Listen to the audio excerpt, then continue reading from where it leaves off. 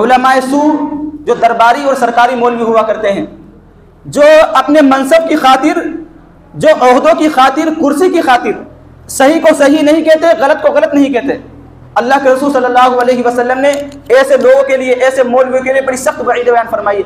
फहज़रूहुम, ऐसे आलिमों से बचो, ऐसे मौलवियों से बचो। वातज़िलूहुम, और अपने आप को ऐसे लोगों से दूर रखो। मुसलमानों पर कई मजालिम होते हैं तो उनकी ज़बान नहीं खुलती है। मुसलमानों को अगर कहीं सताया जा रहा है या इसी तरीके से मदारिस पर पाबंदी लगाई जा रही है, इसी बदबख्ती की ज़बान तक नहीं खुली। मसाजिदों के सर्वे किए गए, मदारिस के सर्वे किए गए, किसी ने एक बात नहीं कही। लेकिन अगर हुकूमत वाले कोई एक मसला जो है, कोई कानून लेकर के आए, ऐसे लोग सबसे सामने निकल करके आते हैं जिनके सरों पर पगड़ी होती है और लंबी दाढ़ी होती है, जुब्बा होता है, और वो तायद करते हैं कि हम इस कानून की और इस गलत कानून की तायद करते हैं। और ऐसे लोगों से मुतनब्बे रहने की जरूरत है। अल्लाह के रसूल ने फरमाया फहज़रूहुम, ऐसे लोगों से बचो और ऐसे लोगों से दूर रहो। और ऐसे लोगों को जो है मीडिया में हाईलाइट किया जाता है, जो डिबेट में जाते हैं और अपने आप को आलिम जाहिर करते हैं, ऐसे लोगों की बातों का कोई एतबार नहीं। ये शरीयत के जो है तर्जमा नहीं हो सकते हैं। नहमदुहु व नुसल्ली अला रसूलिहिल करीम, अम्मा बअद, क़ाल अल्लाहु तबारक व तआला, या अय्युहल्लज़ीना आमनू इन्न कसीरम मिनल अहबारि वर्रुहबानी लयअकुलूना अम्वालन नासि बिल बातिल व यसुद्दूना अन सबीलिल्लाह वल्लज़ीना यकनिज़ूना अज़्ज़हब वल-फ़िज़्ज़ता वला युनफ़िक़ूनहा फ़ी सबीलिल्लाह फ़बश्शिरहुम बिअज़ाबिन अलीम। वक़ाल नबी सल्लल्लाहु अलैहि वसल्लम, इन्ना शर्र शर्रि शिरारुल उलमा व इन्ना खैरल खैरि खियारुल उलमा, औ कमा क़ाल अलैहि सलातु वस्सलाम। मुहतरम हज़रात, मुअज़्ज़ज़ सामिईन किराम, अल्लाह तबारक व तआला ने अपनी ताकत, अपनी क़ुव्वत और अपनी कुदरत से बेशुमार मखलूक़ात को बनाया है। अल्लाह तबारक व तआला ने आलम बनाए,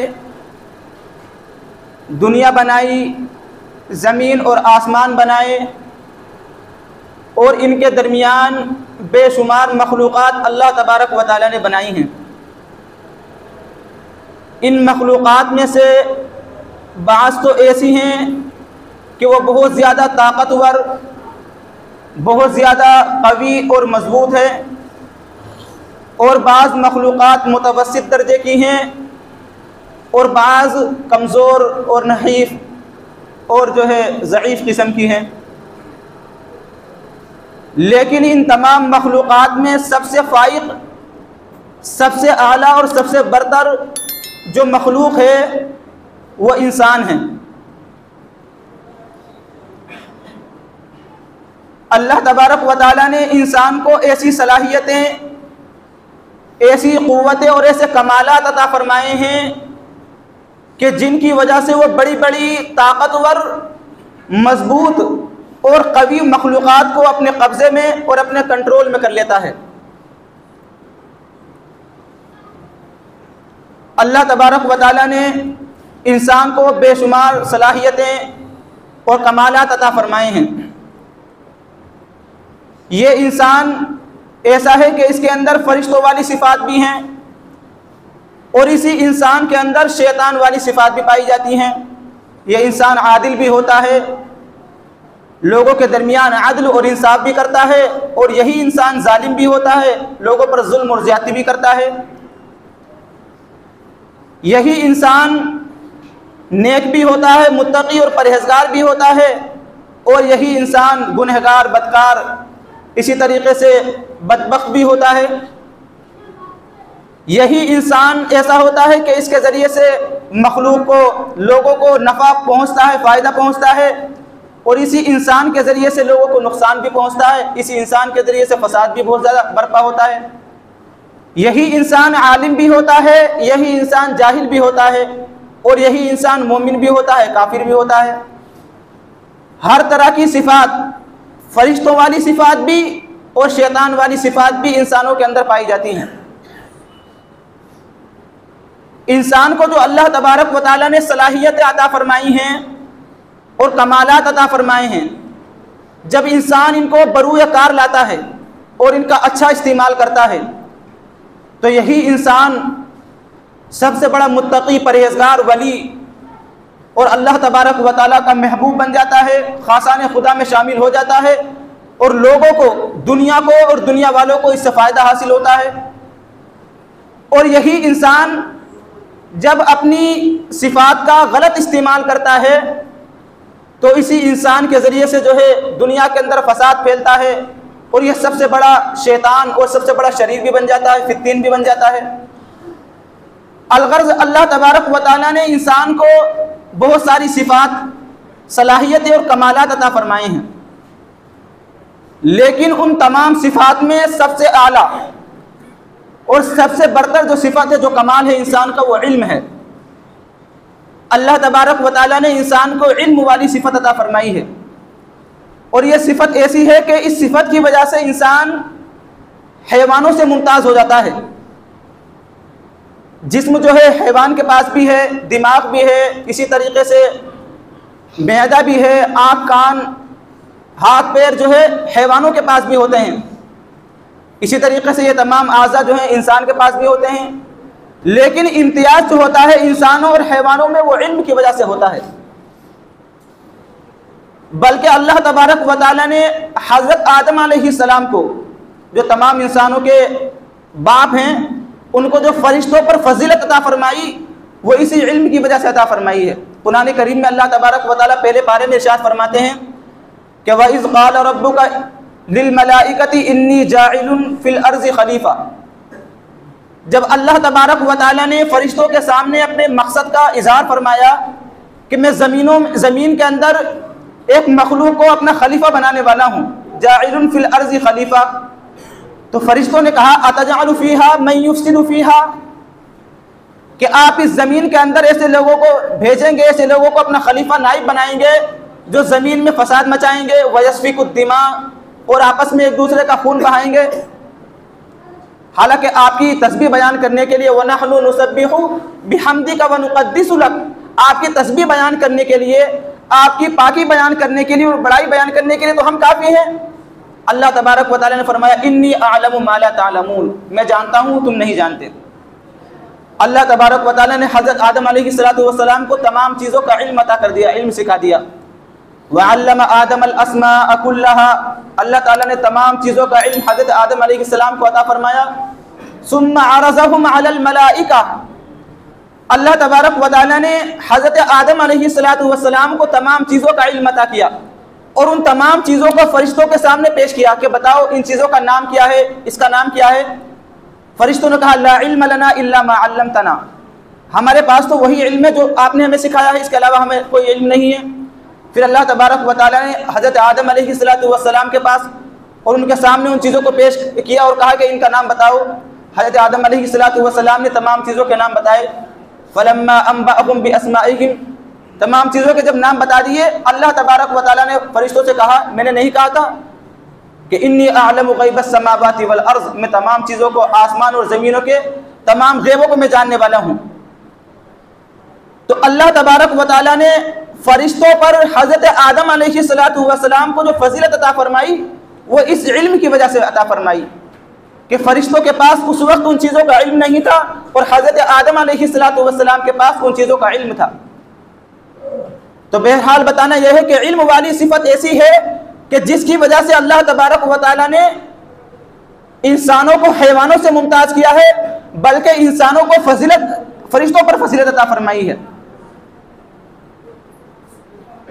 तो जिस तरीके से मैंने बताया शुरू में कि इंसान अपनी सलाहियतों को, अपने कमालात को अच्छे तरीके से जब इस्तेमाल करता है तो उससे फ़ायदा हासिल होता है। इसी तरीके से जो इल्म वाली सिफत है, जब इंसान या जिस इंसान को या जिस आलिम को ये इल्म वाली सिफत मिलती है, जब इसका अच्छा इस्तेमाल करता है, इसके ज़रिए से लोगों को नफ़ा पहुँचाता है, दीन की खिदमत के लिए कोई इस्तेमाल करता है, तो ये इल्म उसके लिए और लोगों के लिए नफ़े का ज़रिया बन जाता है। बल्कि हदीस शरीफ में ऐसे लोगों के फ़ज़ाइल बताए हैं कि ऐसे लोगों का सोना भी इबादत बन जाता है। ये रात में सोते हैं तो उनका सोना भी इबादत में शुमार होता है। वो जब चलते हैं तो हदीस शरीफ में आता है कि फरिश्ते उनके पैरों के नीचे अपने पैरों को बिछाते हैं। जिस मजलिस में वो जाते हैं फरिश्ते उस मजलिस को घेर लेते हैं। कायनात की तमाम चीज़ें, समंदर की मछलियाँ, बिलों में चूटियाँ जो हैं, उनके लिए मग़फ़िरत की दुआएं करती हैं ऐसे लोगों के लिए जो आलिम होते हैं और अपने इल्म का सही इस्तेमाल करते हैं। इसके बरखिलाफ़ जो लोग इल्म का गलत इस्तेमाल करते हैं, जिनको अल्लाह ताला ने इल्म अता किया लेकिन उसका गलत इस्तेमाल करते हैं, उसको जो है लोगों को अपनी तरफ मरगूब करने के लिए, लोगों को अपनी तरफ माइल करने के लिए और हुकूमतों के और इसी तरीके से हाकिमों के पास जाकर के ओहदे हासिल करने के लिए और मनसब हासिल करने के लिए, कुर्सी हासिल करने के लिए, दाद व दहिश्त के लिए जब इस्तेमाल करते हैं तो हदीस शरीफ में ऐसे मौलवियों के लिए, ऐसे आलिमों के लिए बड़ी सख्त वईद है अल्लाह के रसूल सल्लल्लाहु अलैहि वसल्लम ने बयान फरमाई है। तो बहरहाल इन सलाहियतों का और इसी तरीके से इल्म का अगर सही इस्तेमाल किया जाए तो यह मुफीद है और इसके लिए हदीस शरीफ में और कुरान करीम में अल्लाह तबारक व तआला ने फज़ीलत अता फरमाई है, बयान फरमाई है। और जब इनका गलत इस्तेमाल किया जाए तो बड़ी सख्त वईदें इन चीज़ों के लिए आई हैं, इल्म का गलत इस्तेमाल करने वालों के लिए आई हैं। इल्म का कमाल ये है, या आलिम का कमाल ये है, कामिल आलिम और आलिम हक़ानी वो है कि जो जिसके अंदर तवाज़ु हो, इनकिसारी हो, वो हमेशा अल्लाह तबारक व तआला के सामने झुकने वाला हो, अपने इल्म पर तकब्बुर करने वाला ना हो जिस तरीके से इब्लीस ने अपने इल्म पर तकब्बुर किया था, बल्कि हमेशा अपने इल्म की वजह से जो है अल्लाह ताला के सामने भी तवाज़ु, इनकिसारी और झुकने वाला हो और लोगों के सामने भी अपने आप को नीचा करने वाला और अपने आप को झुकाने वाला हो। लेकिन इसका मतलब ये नहीं कि वो जो है जब शरीयत के या इसी तरीके से इल्मी के तकाज़ों को पर अमल ना किया जाए तो वो बिल्कुल उस वक्त भी झुक जाए। लेकिन जब इल्म के हक़ को अदा करने की बात आए तो वह आलिम निकल कर के आए और उस वक्त इल्म का हक़ अदा करे। अगर किसी शरीयत के किसी मसले को गलत तरीके से समझाया जा रहा है या इसी तरीके से शरीयत के किसी हुक्म को कम किया जा रहा है, शरीयत में कमी और ज़्यादती की जा रही है, तो उसकी जिम्मेदारी है कि वो उठ करके आए और मैदान में आकर के सही को सही और गलत को गलत कहे। हदीस शरीफ में अल्लाह के रसूल सल्लल्लाहु अलैहि वसल्लम ने फरमाया, अफजलुल जिहाद कलिमतु हक़्क़िन इंद सुल्तानिन जाइर। सबसे अफजल जिहाद यह है कि जालिम बादशाह के सामने खड़े होकर के तुम सही बात कहो, हक बात कहो, ये सबसे बड़ा जिहाद है। चुनांचे आलिम रब्बानी और आलिम हकीकी यही निशानी होती है। हमारे अकाबरीन को देखेंगे जिन्होंने अंग्रेज़ों के दौर में अपनी जानों की कुर्बानियाँ दी हैं, अपना सब कुछ कुर्बान कर दिया, लेकिन जो है शरीयत के खिलाफ एक बात गवारा नहीं की। इसी तरीके से जुल्म के खिलाफ जो है खामोश नहीं बैठे, हमेशा जुल्म के खिलाफ जो है आलम बगावत बुलंद किया। हज़रत मौलाना कासिम नानोतवी रहमतुल्लाहि अलैह जो दारुल उलूम देवबंद की बुनियाद रखने वाले हैं, जिनकी वजह से आज सारी दुनिया में जो है इल्म का फैज़ान जो है पहुँच रहा है। तमाम उलूम नक़लिया और उलूम अक़लिया में माहिर हज़रत जो है मदरसे के अंदर जो है कुरान और हदीस का इल्म तलबा को दिया करते थे, बिल्कुल गुमनामी की ज़िंदगी बसर किया करते थे। दुनिया वाले जानते भी नहीं थे कि कासिम नानोतवी नाम का कोई शख्स भी है, कोई नहीं जानता था। बल्कि खुद कहते हैं कि अगर मेरे ऊपर आलिम होने की तोहमत ना होती तो कोई शख्स मुझको ये जानता भी नहीं कि कासिम नानोतवी नाम का कोई शख्स गुजरा है। बिल्कुल गुमनामी की ज़िंदगी बसर किया करते थे। लेकिन जब अंग्रेज़ों ने इस मुल्क पर जो है कब्जा किया, इसी तरीके से उनके खिलाफ मुसलमानों ने आलम बगावत बुलंद किया, तो उस वक्त वो लोग जो गुमनामी की ज़िंदगी बसर करने वाले थे, जब शरीयत को निशाना बनाया गया, शरीयत पर पाबंदी लगाने की बात आई, कासिम नानोतवी वही जो गुमनामी की ज़िंदगी बसर किया करते थे, निकल करके आए और आलम बगावत बुलंद किया और हर तरीके से जो है, बल्कि उस वक्त ईसाई पादरी चैलेंज किया करते थे कि है कोई मुस्लिम आलिम कि जो हमारे सवालात का जवाब दे सके, है कोई जो इस्लाम की हक़ानियत को साबित कर सके। और उस वक्त जो है खाल बड़े बड़े शहरों में कोई आलिम नजर आता था, कोई मुकाबला करने के लिए, उनसे मुनाजरा करने के लिए तैयार नहीं होता था। कासिम नानोतवी उन मैदानों में जाकर के, उन स्टेजों पर जाकर के उन ईसाई पादरियों का मुकाबला करते थे। और उस दौर में जब ईसाई पादरी बल्कि गैर मुस्लिम हिंदू पादरी, हिंदू जो है पंडित जो है दयानंद सरस्वती, वो भी उसने चैलेंज किया कई मरतबा हजरत कासिम नानोतवी के सामने। हजरत जो है ना हर मैदान में जाकर के, हर स्टेज पर जाकर के जो है इस्लामी अकायद को पुख्ता किया। और उस दौर में जब जो है इंतशार का दौर था, और इस मुसलमानों के अकायद पर नाजायज़ तरीके से हमला किया जा रहा था, उस दौर में जो है इस्लाम के अकायद को इतना मजबूत किया कि आज के दौर में उन अकायद को हिलाना जो है किसी के जो है बस की बात नहीं है। तो ये आलिम हक्कानी की पहचान हुआ करती थी। इसी तरीके से इनके शागिर्द हैं हजरत मौलाना महमूद उल हसन साहब, जिन्होंने तहरीक रेशमी रुमाल चलाई और बहुत सारी तहरीकें चलाई, और जिनको जो है बगावत के नतीजे में जो है माल्टा की जेल में जाना पड़ा।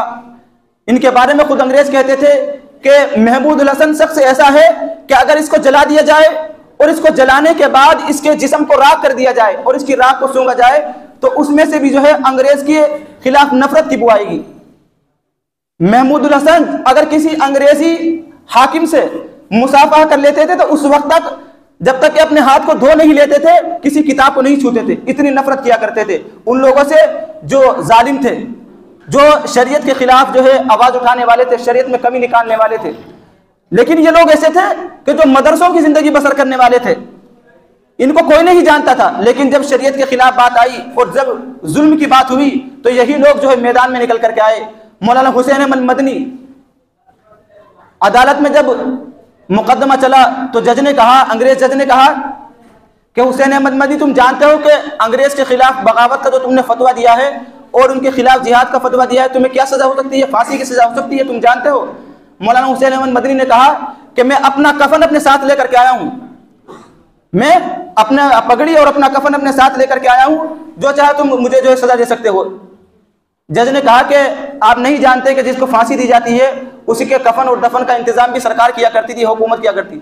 हुसैन अहमद मदनी ने कहा कि मैं इस बात को भी गवारा नहीं करता कि मैं सरकारी और हुकूमत के फंड से जो है मेरा कफन आए और मैं उनके जो है फंड पे जो है मुझको दफन किया जाए। ये थे उलमाए हक्कानी, इनकी पहचान थी। यानी हक को हक और बातिल को बातिल डंके की चोट पर, जिसको हदीस में अल्लाह के रसूल सल्लल्लाहु अलैहि वसल्लम ने कहा, अफजलुल जिहाद इंदा कलिमतु हक़्क़िन इंदा सुल्तानिन जाहिर। अफजल जिहाद यह है कि जालिम बादशाह के सामने खड़े होकर के हक बात कही जाए। एक मर्तबा हैदराबाद का नवाब जो था, दारुल उलूम में बहुत ताउन किया करता था, सदक़ात इसी तरीके से चंदा दिया करता था। अंग्रेजों से उसके ताल्लुकात थे। अंग्रेजों ने उससे कहा कि हुसैन अहमद मदनी को समझाओ, ये हमारे खिलाफ लोगों को भड़काते हैं, बगावत पर आमादा करते हैं। तो उस नवाब ने दारुल उलूम देवबंद में खत भेजा और कहा कि हुसैन अहमद मदनी को जरा कंट्रोल में रखो, ये अंग्रेजों के खिलाफ ना बोलें और आवाज़ ना उठाएं। तो मोहतमिम साहब कारी तैयब साहब रहमतुल्लाह अलैह थे, उन्होंने हुसैन अहमद मदनी साहब रहमतुल्लाह अलैह को बुलाया और कहा कि ये खत आया है नवाब हैदराबाद का, इसका क्या जवाब दिया जाए? मौलाना हुसैन अहमद मदनी ने कहा कि इसका जवाब लिखिए और लिखिए कि तुमने अब तक शुरू से लेकर के अब तक जितना चंदा दिया है उनको जोड़ो और जोड़ करके हमारे पास लिख करके भेजो। शुरू से लेकर के अब तक का सारा चंदा हम तुम्हारा वापस करते हैं, लेकिन तुम ये समझते हो कि तुम्हारे इस चंदे की बुनियाद पर हम हक को हक नहीं कहेंगे और जुल्म को जुल्म नहीं कहेंगे, बातिल को बातिल नहीं कहेंगे, ये हम गवारा नहीं करेंगे। बेशुमार वाक़ियात हैं जिनमें उलमाए हक्कानी, इसी तरीके से उलमाए रब्बानी के औसाफ को पता चलता है। ये वो लोग थे जिन्होंने जो है गुमनामी की ज़िंदगी बसर करने वाले थे, लोग कोई नहीं जानता था। लेकिन जब शरीयत के खिलाफ बात हुई, इसी तरीके से जुल्म की बात हुई, तो यही लोग जो है मैदान में निकल करके आए।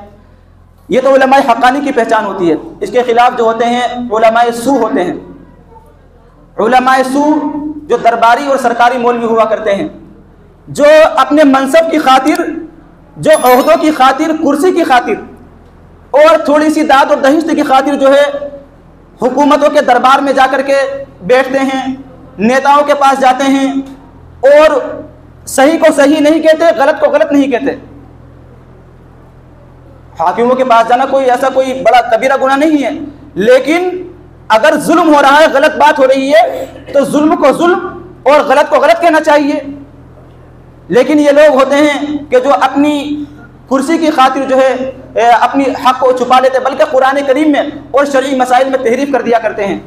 अल्लाह के रसूल सल्लल्लाहु अलैहि वसल्लम ने ऐसे लोगों के लिए, ऐसे मौलवियों के लिए बड़ी सख्त वईद बयान फरमाई। एक हदीस शरीफ में अल्लाह के रसूल सल्लल्लाहु अलैहि वसल्लम ने फरमाया, अल उलमाउ उमनाउर रुसुल अला इबादिल्लाहि ताला, कि उलमा जो है रसूलों के अमीन हुआ करते हैं, बंदों पर जो है अल्लाह ताला के बंदों पर उलमा अमीन हुआ करते हैं अल्लाह ताला की जानिब से। मालम युखालिदु सुल्तान व युदखिलुल दुनिया, जब तक कि वो सुल्तान बादशाहों के साथ जो है घुल मिल ना जाए और जब तक वो दुनिया में बिल्कुल ना घुस जाएं। जब वो बादशाहों के पास जाएं और उनके दरबार में जाकर के बैठें और उनके साथ बिल्कुल घुल मिल जाए और सही को सही ना कहें और गलत को गलत ना कहें, बातिल को बातिल ना कहे, तो हदीस शरीफ में अल्लाह के रसूल सल्लल्लाहु अलैहि वसल्लम ने फरमाया फहज़रूहुम, ऐसे आलिमों से बचो, ऐसे मौलवियों से बचो, वातज़िलूहुम, और अपने आप को ऐसे लोगों से दूर रखो। एक हदीस शरीफ में अल्लाह के रसूल सल्लल्लाहु अलैहि वसल्लम ने फरमाया कि मुझे अपनी उम्मत पर जो है कुछ लोगों से जो है दज्जाल से भी ज़्यादा खतरा है। यानी दज्जाल इतना बड़ा फितना होगा कि लोगों को बहुत ज़्यादा गुमराह करेगा, लेकिन अल्लाह के रसूल ने फरमाया कुछ लोग ऐसे हैं कि दज्जाल से भी ज़्यादा मुझे खतरा है कि वो उम्मत को गुमराह करें। सहाबा किराम ने पूछा कि वो कौन होंगे? अल्लाह के रसूल ने फरमाया वो ऐसे आलिम होंगे, ऐसे मौलवी होंगे जो हाकिमों के पास जाकर के और इसी तरीके से हक को हक न कहने वाले होंगे, बातिल को बातिल न कहने वाले होंगे। जो मैंने आयत करीमा पढ़ी, उस आयत करीमा में अल्लाह के रसूल सल्लल्लाहु अलैहि वसल्लम अल्लाह तबारक व तआला ने फरमाया या अय्युहल्लज़ीना आमनू इन्ना कसीरम मिनल अहबार व रुहबान, ए लोगो, ए ईमान वालो, बहुत से आलिम और बहुत से पीर व रुहबान ला याकुलून अमवाल अन्नास बिल बातिल, बातिल तरीके से लोगों का माल खाते हैं, गलत तरीके से लोगों का माल हड़पते हैं, व यसुद्दून अन सबीलिल्लाह, और लोगों को अल्लाह ताला के रास्ते से रोकते हैं। और फिर आगे और सिफत बयान फरमाई।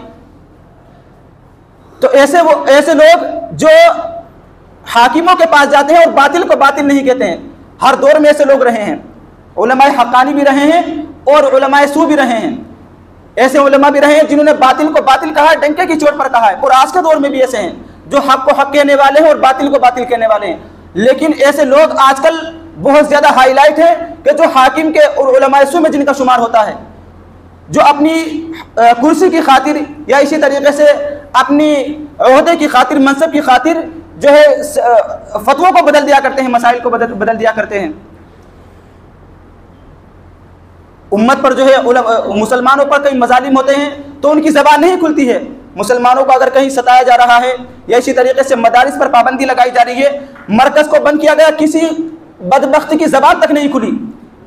मसाजिदों के सर्वे किए गए, मदारिस के सर्वे किए गए, किसी ने एक बात नहीं कही। लेकिन अगर हुकूमत वाले कोई एक मसला जो है, कोई कानून लेकर के आए, ऐसे लोग सबसे सामने निकल करके आते हैं जिनके सरों पर पगड़ी होती है और लंबी दाढ़ी होती है, जुब्बा होता है, और वो तायद करते हैं कि हम इस कानून की और इस गलत कानून की तायद करते हैं। बहरहाल ऐसे लोगों की जो है निशानियां अल्लाह के रसूल सल्लल्लाहु अलैहि वसल्लम ने बयान फरमाई है, और ऐसे लोगों से मुतनब्बे रहने की ज़रूरत है। अल्लाह के रसूल ने फरमाया फहज़रूहुम, ऐसे लोगों से बचो और ऐसे लोगों से दूर रहो। जो कुरान करीम की आयत में अल्लाह तबारक व तआला ने फरमाया कि ला याकुलून, लोगों को गलत फतावा गलत बताते हैं। एक वाक़या पेश आया कि एक शख्स जो है, एक औरत एक आलिम के पास आई, आलिम सू के पास आई, और उससे कहा कि मेरा फला शख्स से ताल्लुकात कायम हो गए हैं और मेरी दूसरे शख्स से शादी भी हुई है, तो कोई ऐसी सूरत बताएं कि मैं उससे शादी भी कर लूं और ये जो तलाक देने के लिए तैयार नहीं हो रहा पहला वाला, तो कोई ऐसा शक्ल आप निकाल दीजिए। और ये मसला है कि जब तक कि कोई एक औरत एक आदमी के निकाह में है, एक आदमी के निकाह में होते हुए दूसरे से निकाह नहीं कर सकती है। तो उस बदबख्त ने यह मसला बताया कि तुम ऐसा करो, तुम कोई कुफरिया काम कर दो, तुम शिरक वाला काम कर दो, कुफरिया कलिमा कह दो या कुफरिया अमल कर लो, तुम कुफर में दाखिल हो जाओगी, इस्लाम से खारिज हो जाओगी। जब इस्लाम से खारिज हो जाएगी तो तुम्हारा निकाह खत्म हो जाएगा, निकाह खत्म हो जाने के बाद तुम दूसरे से निकाह कर लेना। ऐसे लोग आज के दौर में मौजूद हैं। तो लिहाजा और ऐसे लोगों को जो है मीडिया में हाईलाइट किया जाता है, जो डिबेट में जाते हैं और अपने आप को आलिम जाहिर करते हैं। ऐसे लोगों की बातों का कोई एतबार नहीं, ये शरीयत के जो है तर्जमा नहीं हो सकते हैं। ऐसे लोगों से मुतनब्बे होने की जरूरत है। अल्लाह के रसूल सल्लल्लाहु अलैहि वसल्लम ने फरमाया फहज़रूहुम, इन लोगों से बचो, वातज़िलूहुम, और अपने आप को ऐसे लोगों से अलग रखो, दूर रखो। बहरहाल अल्लाह तबारक व तआला जो है इस्लाम की इसी तरीके से इस्लामी तालीमात की हिफाजत फरमाए और ऐसे लोगों से उम्मत मुस्लिमा की हिफाजत फरमाए। आगे बढ़ने से पहले आपसे दरख्वास्त है कि चैनल को सब्सक्राइब करें और बेल के निशान को दबा दें।